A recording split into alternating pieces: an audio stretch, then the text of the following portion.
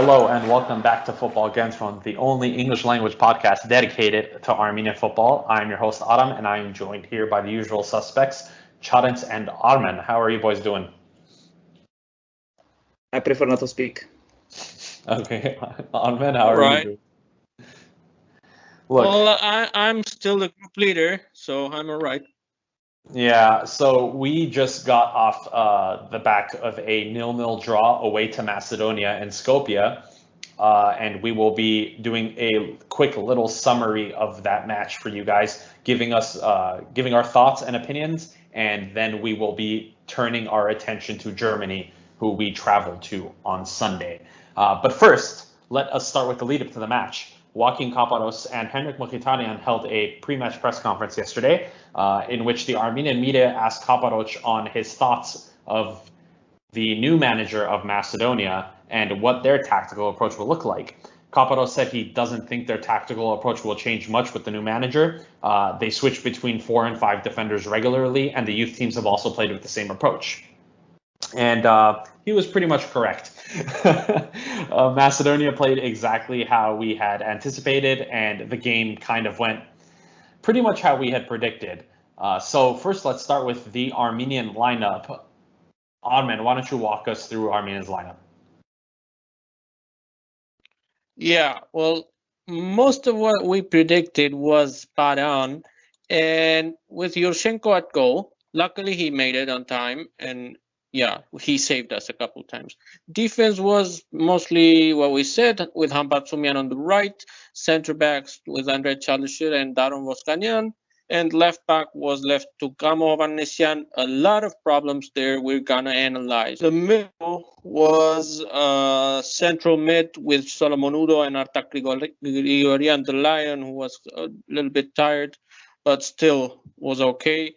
And attack in midfield with Vahan Bichakchian and Henrik Mkhitaryan, as we said, as we predicted here in Football Kentron, Sarkis Adamian as the first main striker, the big guy up top. And here's the shocker, Eric Vartanyan from Punic. That was interesting. Yeah, so the shock of the starting lineup was Eric Vartanyan coming up top at striker, Sarkis Adamian. The rest of the lineup was exactly how we had anticipated, and we're kind of pondering how this is going to play into our game plan, which is to press up high when the defense of the opposition has the ball, sit back and counterattack when they bring the ball into our half. And it looked to me as if that didn't happen. Yeah, that did not happen at all. I mean, that was in my opinion, that was the one problem with us. There was many problems, and we'll get into it. But first, let's look at how North Macedonia lined up. They lined up in a 4-2-3-1 formation with goalkeeper Dmitrievski in goal as anticipated, Rustovsky, Musulu, Velkovsky, and Alioski in their back line. Interestingly enough, Elif Ilmas was deployed as a central midfielder instead of an attacking midfielder, with Konstantinov as his midfield partner.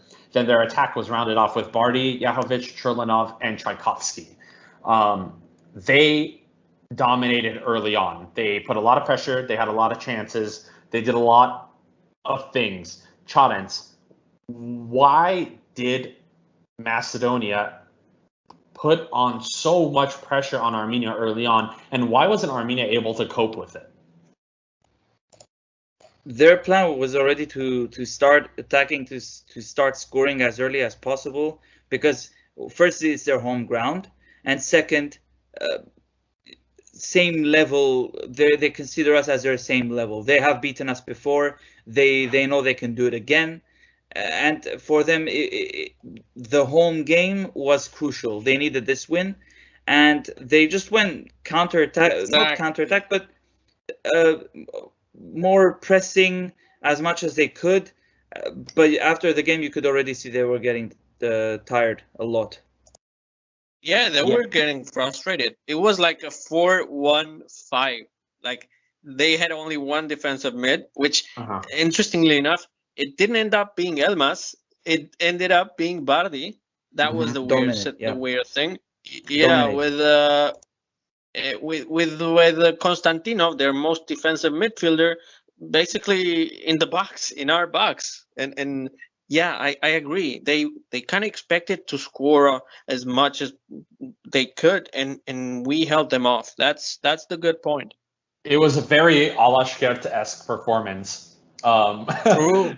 which unfortunately is something that Armen you had discussed, kind of trying to mirror that type of defensive counterattack. But just like Alashkert, Armenia had a humongous issue in that they were not able to put any sort of cohesive passing together.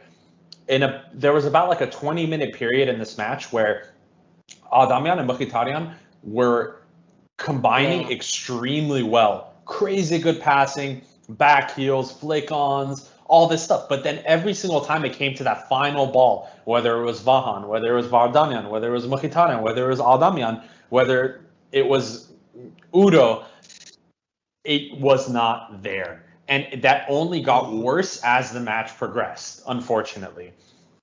If we look at the statistics of the match, Macedonia absolutely dominated. In every sense of the word. They dominated this match completely.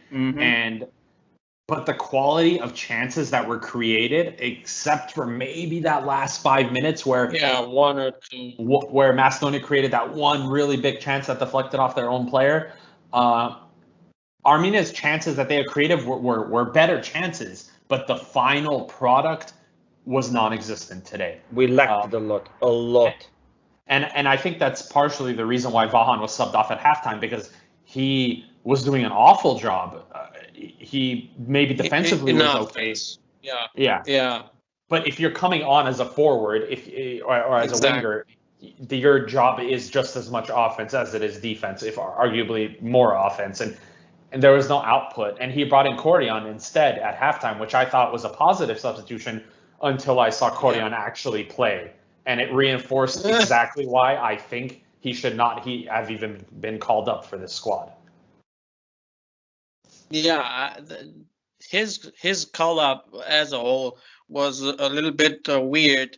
I can understand the reason and what Caparros may have expected of him, but yeah, he just wasn't there today. And but to be fair, most forwards weren't, except for Spertian in the end. That was my only positive takeaway from our offense today. Strictly Edward Spertian. Yeah, and bro, at moments Eric Vartanian seemed like he was completely lost. Yeah, he just doesn't click. He didn't click. It was like from another team. Yeah, I think that was it was a bold move by Caparros that I wouldn't say necessarily backfired. I don't think it backfired, but I think no. I think another player with different qualities, maybe like having Alexander Karapetyan, an actual number 9, would have made the difference. And Karapetyan was an unused sub in this game, and I genuinely could not understand that. Considering we had no hold-up play ability at the top, it just didn't make any sense. Same. And think about this, though.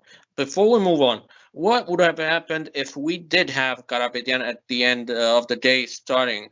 Because we talked about how much we may have needed in another maybe scenario. If things would have gone our way, we needed pressure on their early build-up. We needed pressure on their defense and their goalkeeper. Having Karapetyan there, who is sort of the kind of player that likes to press on the defense and like to scare off defenders and goalkeepers, that would have been key to having more quality balls for ourselves, more quality attacks, and maybe even won the game, which we could have totally done. Yeah, I think it was just all around a poor game, and I think any Macedonians would say the same thing. It was poor from both ends. Yeah. They definitely looked the better side, and I think Caparros' approach was too cautious. It just seemed to me that the team, especially in their last 20 minutes, just was not playing for the win. And that was extremely frustrating to me. Seeing substitutions off the bench like Shahoyan not even pressing the ball. And that got really frustrating. Chadens, what are your thoughts? completely different. Okay. Let's put it this way. If now Milevski, the manager of Macedonia, and Caparros, our manager, take up a piece of paper and they look at their objectives of today, Caparros would tick more things than Milevski. That's why I see this as a good result on our end. Like I'm not saying I didn't want to win. Obviously, gone. Definitely. What do you think? No. I mean, I have to agree on that too because, I guess I strongly believe we could have won, but maybe we should have won is another thing. I don't think we should have won. It wasn't there for us.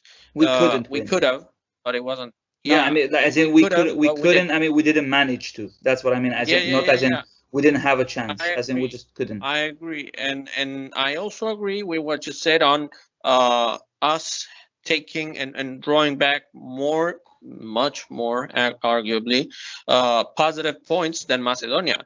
Macedonia was the side that had more to win and ended up losing more than they did. Because if you're thinking in terms of a league, always, I don't know, I think it was a coach who said this. I'm not sure which manager said this, but he said, I think it was actually Jurgen Klopp. He said all the games that we're playing home, we're always wanting the win, always, and that's how they were thinking. It's a home game. We got to take the opportunity and win. Because if we go away at the last game, pre-last game, which is against us again, it's going to be difficult for them because they know it. They know it's going to be difficult. That's why for them this needed a win. And the reason why Shagoyan and these players came to what Aram you were saying, they were pressing, but I realized something else. They gave up on pressing. Because the way Macedonia controlled it, they managed every single time to get the ball away from them. Every single time they tried to dribble, they tried this and that, they wouldn't. Maybe it's a tactical purpose that Caparros said, just do that, just go for it. Maybe it's not. I do not know until that point. I just think there are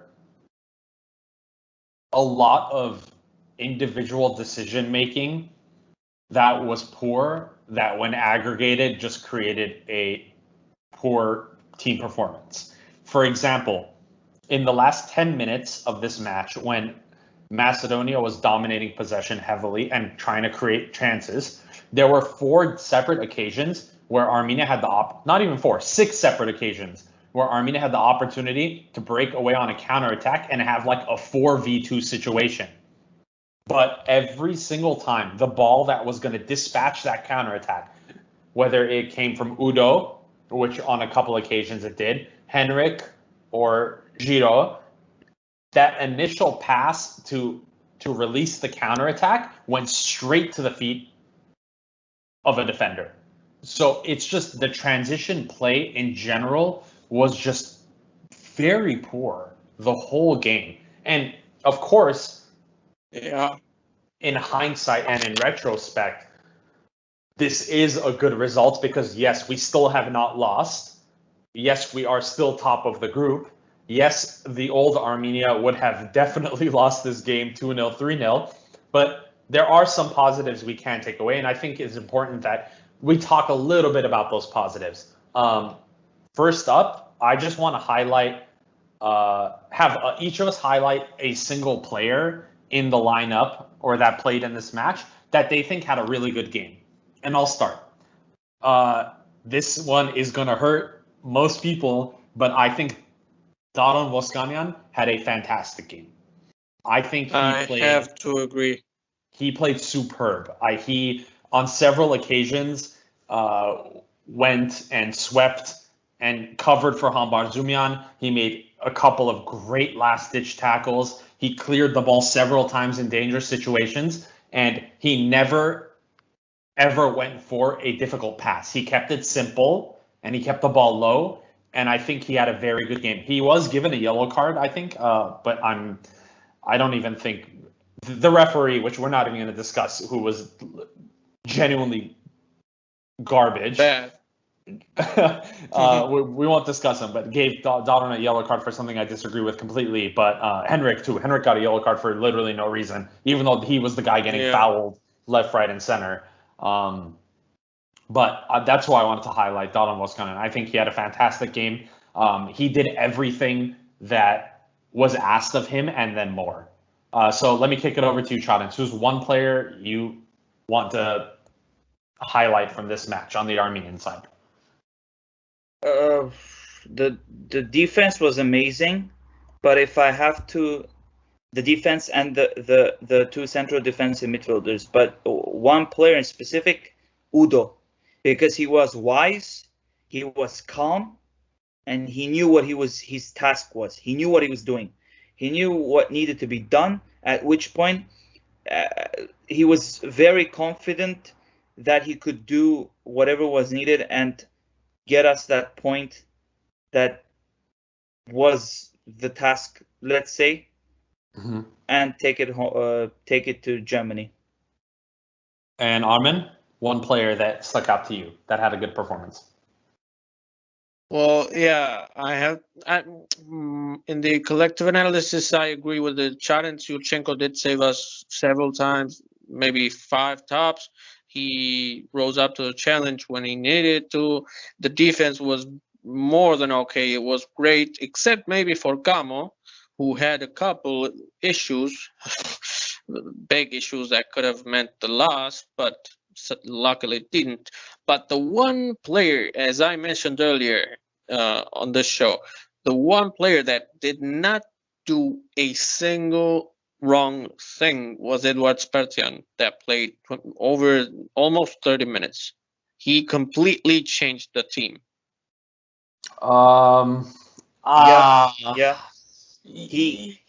was happy when he got in because I knew what Caparros was trying to do. Yeah. His position. It was the reason why Bardi didn't. It was the reason why Bardi didn't end up having quality balls, like quality plays and dominion of the game and the threat. I think Spertian was the one that, in offense, a threat. Yeah, he was the first defender and all around the best attacker. So all in all, I think Spertian was the one that better understood Caparros' idea of the game. Mm-hmm. Yeah, I think his positioning was really well. I think he pressed really well when he came on. I was just disappointed in the people around him. Shagoyan did not do anything, in my opinion, when he came on. He didn't. I thought he would bring a little bit of pace, a little bit of tempo, increase the tempo of the match a little bit, because that's what this match was dying for. But he did the total opposite, and maybe that's what Caparros asked him to do. But I was just a little disappointed. Plus, the pitch was awful, and our attacking players overall, I think, even Spertian could have done more with the ball, but no one did because the pitch was awful. If you notice, their passes, Macedonians' passes, were mostly trying to avoid the floor, trying to avoid short passes. They knew because they lived there. They played host. They host there. But our game needed a good pitch, which we didn't have. So all in all, I'm content with the performance and the results. The result most of all. Well, one thing I want to just highlight before we move on to the next part of our show is the performance of Henrik Mkhitaryan. He played the full 90 minutes in this match, and I think he did very much what we had expected, which was to try to gel into this new Caparros system as much as possible. And you could see that when the quality of the players around him is substantially better now than it was a couple of years ago. And he played well. He didn't try to overdo anything. He kept it simple. I think overall he had a very good game. He was fouled the most out of any player in this match.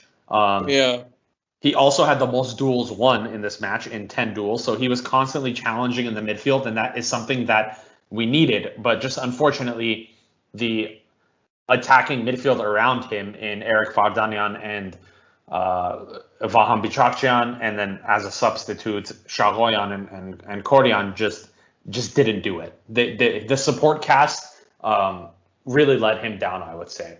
So I just wanted to highlight that quickly because I know people were wondering what we had assessed of Henrik's performance, and I think he played well. Any other thoughts? Yeah. No, I agree. I mean, he played a little above decent, which is good for his first game in a year. A little too selfish at times. Bro, no, what do you mean selfish, bro? Why? No. The one time he had Vahan wide open. The one time he had Vahan wide open, it was literally a pass he could have perfectly made, like with his quality, with Heno's quality. All of them did. No, Heno and Sako were a little too selfish today. And you're talking about it where he slipped in Vardanyan instead, and Vardanyan turned the defender, but then like lost possession. No, I don't know if that was the one. I remember Heno had Vahan wide open to his right, and I mean wide open for a perfect like one-touch shot to goal. And then maybe he would have missed, maybe not. But the thing is, the ball should have gone to Vahan, and instead Heno tried to do like a back flip, which went completely to the opposition. Awful pass. I don't know. That's selfish. Like he tried to show off, and that's not what you do. Same goes to Sako though. Same goes. I know you are, but same goes to Sako, bro. I think you're overdoing it. I genuinely think you're overdoing it. I don't think he played poorly at all. I don't think he played selfishly. I think he played very much. Say that. I didn't say he played poorly. I don't think anything indicates that he played selfishly. He was. That one time he was. Same goes for Sako. How about the several times Vardanyan lost possession? It only takes one. Bichakchian lost possession. Yeah, but Vardanyan had a hands down. Vardanyan had a hands down bad game overall. Vahan did too. Vahan had a terrible game. Yeah, but at least he tried. Something Vardanyan didn't even. He did. Yeah, no, he did not. I can't back that statement. I don't think he tried at all. Vahan's performance was bad, but not because he intended, like because of lack of trying. He just wasn't there. The game wasn't there for him. That's another thing.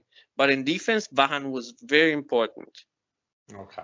Well, we will agree to disagree, and we will move on. Let's run through the standings really quick. Heno had a bad game. Come on. Well, yeah, I'm sure you're always going to imply something negative about him. That's the Armen persona of this show. UEFA qualifying Group J as it stands. Armenia are still on top of the group with 3 wins and 1 draw and 0 losses with 10 points. Second place is now Germany, who have overtaken North Macedonia on 9 points after a 2-0 win at home against Liechtenstein. North Macedonia are in third place with 7 points, followed by Romania, who are in fourth place with 6 points after a 2-0 win over Iceland. And in fifth place with 3 points is Iceland, and in last place is Liechtenstein with 0 points. So let's run through the matchups of this next round, which take place on Sunday. Armenia will be away to Germany in Stuttgart. We have North Macedonia facing off against Iceland, and then we have Romania against Liechtenstein. In terms of matchups, I think we would likely hope and want to see Iceland actually do something and and maybe pause or hold the Macedonians to at least a draw.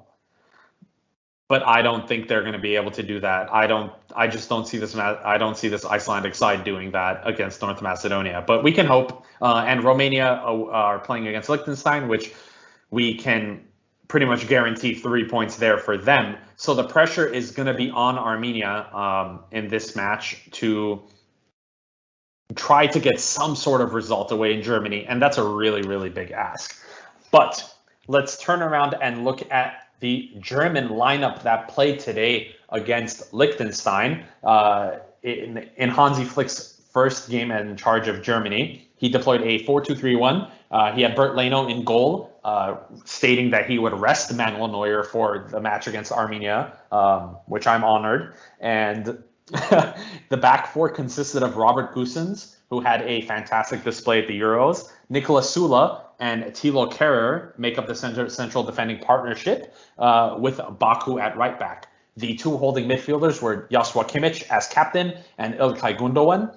And the attack consisted of Leroy Sané, Kai Havertz, Jamal Musiala, and with Timo Werner up top, who actually scored a goal. They absolutely dominated Liechtenstein. I mean, Jesus Christ, 85% possession, 30 shots, 25 chances created. They had a field day, as you would have expected. Some players that came off the bench for them: Jonas Hoffmann, Serge Gnabry, Marco Reus, Leon Goretzka, and Florian Wirtz. We are expecting a changed lineup against us, but I'm going to run through some injured players. Tony Kroos has a groin injury. I'm not sure if he was actually even called up. Was he? I think I remember him saying he retired, but he will not be taking part against Armenia. And Thomas Muller was sent back to Munich as a precaution because of a groin injury.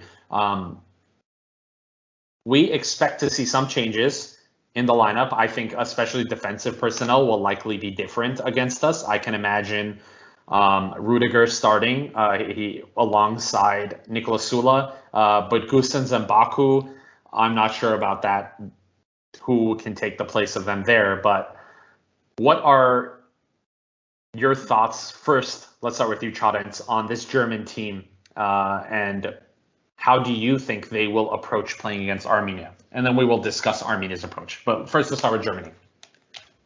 Much more confident compared to Macedonia, of course, because they're the mighty Germans. They have they might be missing one or two players, like you mentioned, but they've always got a rotation for every single position. They're definitely going to try to get as many goals as possible. Not in terms of looking at us as a small team, but in terms of, again, winning at home, getting that result, and managing to the next game. Armin, what are your thoughts on this German team? I don't see many changes. Honestly, only Neuer in the goal for Leno. Same defense as you said, except for Rudiger, which I see starting instead of this guy Kehrer. Gundogan and Kimmich, I do see them starting too. Up top, Werner is a must, and especially after gaining some confidence today with the goal. And the attacking midfield, I think, is going to be Musiala again, Havertz again, and my change in attack for them would be Gnabry. I think Gnabry is going to start.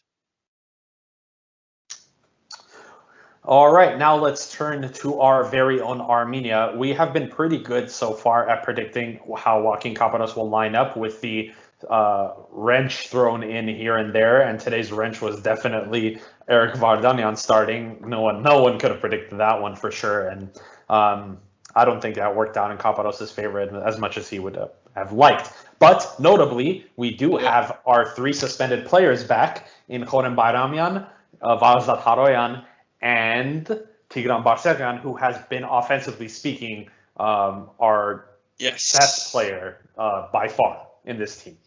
So I will start with you, Chadens. How do you expect Caparros to line up against Germany?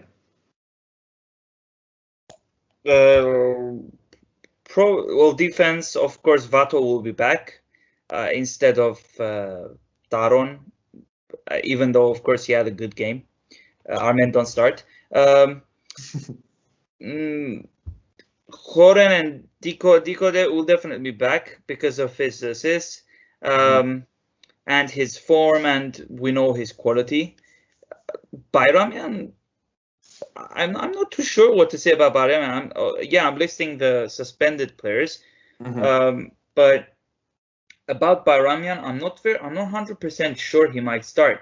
Logically, he would, but maybe Caparros might have a plan, like to deploy him a little bit later in the game. Okay, I get that. So run me through what your starting 11 would look like then.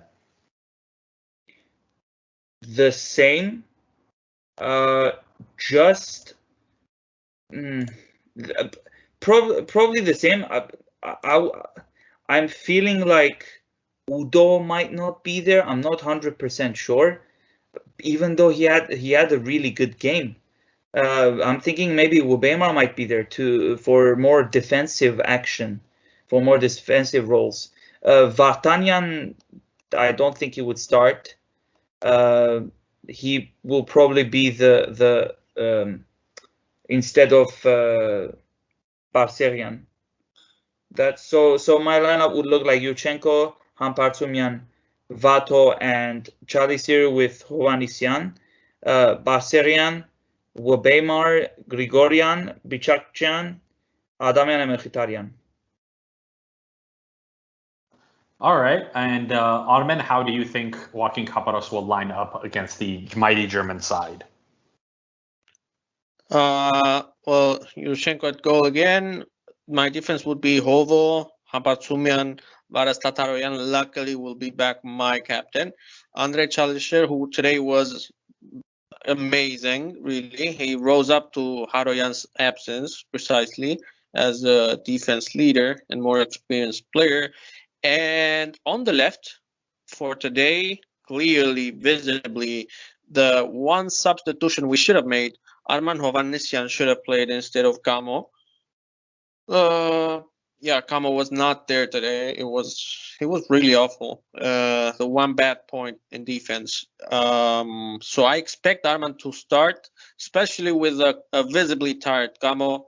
Camo's main asset is his speed, and he won't be rested. So I would start Arman. That's the smart decision. Arman is not bad by any means, so he will be up to the challenge too. My defensive midfield would be Wubemar Angulo instead of Artak Grigorian, who was also very, very tired, and we need some sort of high pressing defensive kind of bulldog midfield. And Solomon Udo, who would be okay. I mean, he didn't get too tired. He played great 90 minutes, but still seems fit. So Wubemar Angulo would be my defensive mid. In attack, Horik Bayramian and Tigran Basekyan off the wings. Luckily, they're both back, so they will be trying to get some damage done in Germany's goal.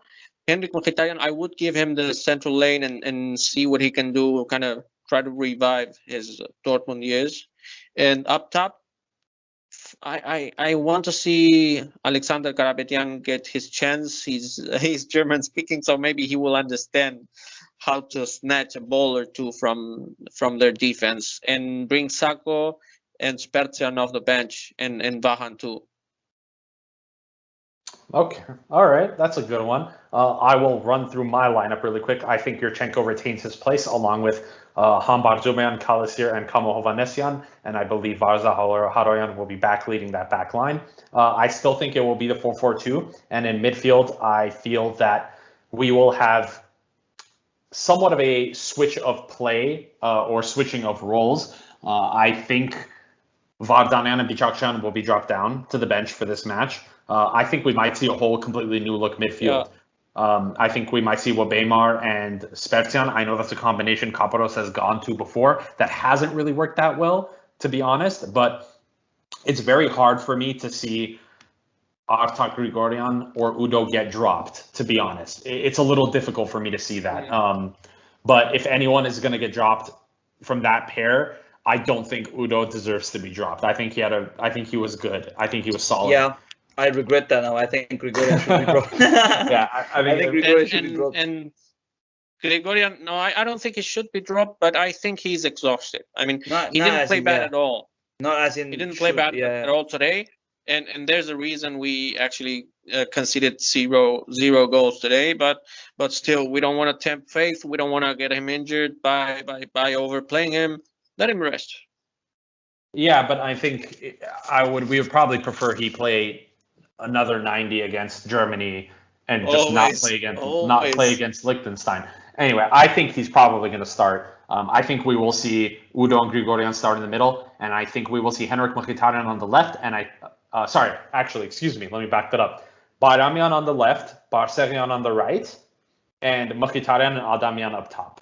I think that's how this game is going to start. Mm-hmm. I think